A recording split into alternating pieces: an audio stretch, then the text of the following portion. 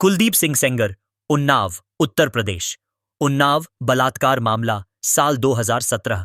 कुलदीप सिंह सेंगर उत्तर प्रदेश के उन्नाव जिले से एक प्रभावशाली विधायक था। साल 2017 में उन्नाव की एक नाबालिग लड़की ने उस पर बलात्कार का आरोप लगाया। आरोपों के अनुसार सत्ता और डर का इस्तेमाल कर पीड़िता को चुप कराने की कोशिश हुई। शुरुआत में पुलिस ने एफआईआर तक दर्ज नहीं की। पीड़िता महीनों तक थानों और सरकारी दफ्तरों के चक्कर काटती रही। पीड़िता के पिता को झूठे केस में जेल भेज दिया गया और हिरासत के दौरान साल 2018 में उनकी मौत हो गई। इससे पीड़िता पर दबाव और बढ़ा ताकि मामला आगे न बढ़े। जब पीड़िता अदालत में गवाही देने जा रही थी, तब साल 2019 में उसकी कार को जानबूझकर ट्रक से टकराया गया। मामला सुप्रीम कोर्ट पहुंचा। लंबी सुनवाई के बाद दिल्ली की अदालत ने साल 2019 से 2020 के बीच कुलदीप सिंह सेंगर को दोषी ठहराया। सजा आजीवन कारावास। गुरमीत राम रहीम सिंह, सिरसा, हरियाणा, डेरा सच्चा सौदा मामला, साल 2002। गुरमीत राम रहीम सिंह हरियाणा के सिरसा में डेरा सच्चा सौदा का प्रमुख था। उसके लाखों अनुयायी थे और राजनीति में उसकी गहरी पकड़ थी। साल 2002 में 2 महिला शिष्यों ने उस पर बलात्कार का आरोप लगाया। आरोपों के अनुसार धार्मिक पद और आस्था का दुरुपयोग कर महिलाओं का शोषण किया गया। इसके बावजूद यह मामला लगभग 15 साल तक दबा रहा। पंचकूला की सीबीआई अदालत ने साल 2017 में राम रहीम को दोषी ठहराया। सजा 20 साल की जेल में होने के बावजूद साल 2017 के बाद राम रहीम को लगातार पैरोल और फरलो मिलती रही। कभी बीमारी के नाम पर, कभी धार्मिक कार्यक्रम के बहाने वह बार बार जेल से बाहर आता रहा। आसाराम बापू, अहमदाबाद, गुजरात, आश्रम बलात्कार मामला, साल 2013। आसाराम एक स्वयंभू धार्मिक गुरु था जिसके देश भर में आश्रम फैले हुए थे। जोधपुर के आश्रम में साल 2013 में एक नाबालिग लड़की ने उस पर बलात्कार का आरोप लगाया। आरोपों के अनुसार आश्रम और गुरु शिष्य संबंध का गलत इस्तेमाल किया गया। पीड़िता पर समझौते और धमकियों का दबाव भी रहा। लंबी कानूनी प्रक्रिया के बाद अदालत ने साल 2018 में आसाराम को दोषी ठहराया। सजा आजीवन कारावास। स्वामी चिन्मयानंद, शाहजहांपुर, उत्तर प्रदेश, लॉ छात्रा मामला, साल 2011।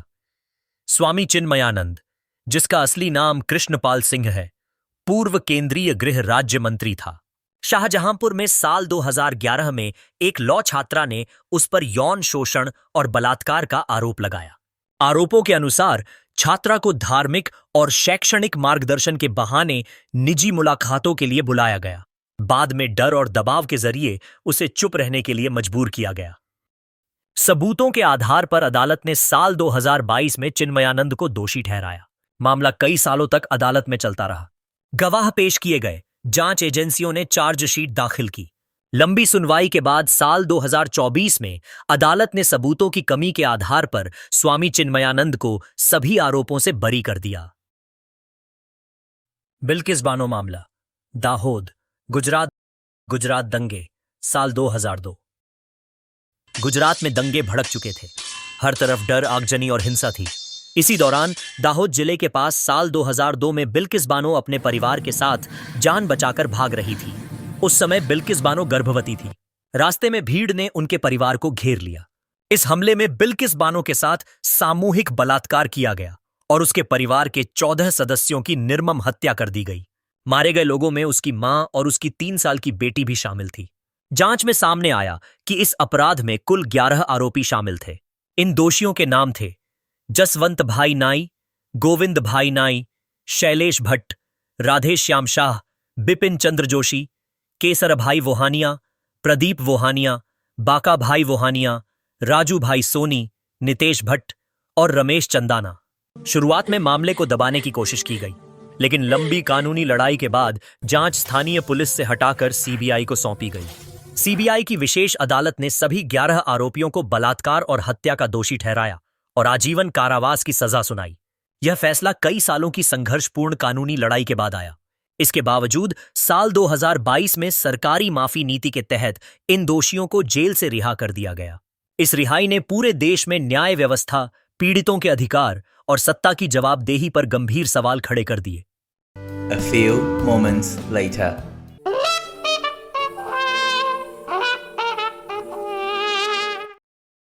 प्रज्वल रेवन्ना, हासन, कर्नाटक। यौन शोषण आरोप, साल 2024। प्रज्वल रेवन्ना कर्नाटक के हासन से सांसद था। साल 2024 में कई महिलाओं ने उस पर यौन शोषण और गुप्त वीडियो बनाने के आरोप लगाए। आरोपों के अनुसार रसूख और निजी वीडियो के जरिए महिलाओं पर दबाव बनाया गया। मामला सामने आते ही वह देश छोड़कर बाहर चला गया। बाद में जांच के दबाव में वह भारत वापस लौटा और हिरासत में लिया गया। यह केस अब भी अदालत और जांच एजेंसियों के पास है। पुलकित आर्य, ऋषिकेश, उत्तराखंड। अंकिता भंडारी हत्या मामला, साल 2022। अंकिता भंडारी ऋषिकेश के पास एक निजी रिसोर्ट में रिसेप्शनिस्ट के तौर पर काम करती थी। साल 2022 में वह अचानक रिसोर्ट से लापता हो गई। परिवार ने पुलिस में शिकायत दर्ज कराई, जिसके बाद उसकी तलाश शुरू हुई। कुछ दिनों बाद उसका शव चिल्ला नहर से बरामद किया गया। पोस्टमार्टम रिपोर्ट में मौत का कारण डूबना बताया गया, लेकिन शरीर पर चोट के निशान भी मिले। जांच में सामने आया कि रिसोर्ट में अवैध गतिविधियां चल रही थीं। आरोप था कि रिसोर्ट मालिक अंकिता पर स्पेशल सर्विस देने का दबाव बना रहा था। अंकिता ने इसका खुलकर विरोध किया। इसी के बाद उसे रिसोर्ट से बाहर ले जाया गया और नहर में धक्का दे दिया गया। इस मामले में मुख्य आरोपी रिसोर्ट मालिक पुलकित आर्य है। पुलकित आर्य तत्कालीन प्रभावशाली नेता विनोद आर्य का बेटा है। उसके साथ रिसोर्ट मैनेजर सौरभ भास्कर और सहायक मैनेजर अंकित गुप्ता को भी आरोपी बनाया गया। जांच के दौरान सबूत मिटाने और मामले को दबाने की कोशिशों के आरोप भी सामने आए। लंबी कानूनी प्रक्रिया के बाद अदालत ने साल 2025 में पुलकित आर्य, सौरभ भास्कर और अंकित गुप्ता को हत्या के मामले में दोषी ठहराया। सजा आजीवन कारावास।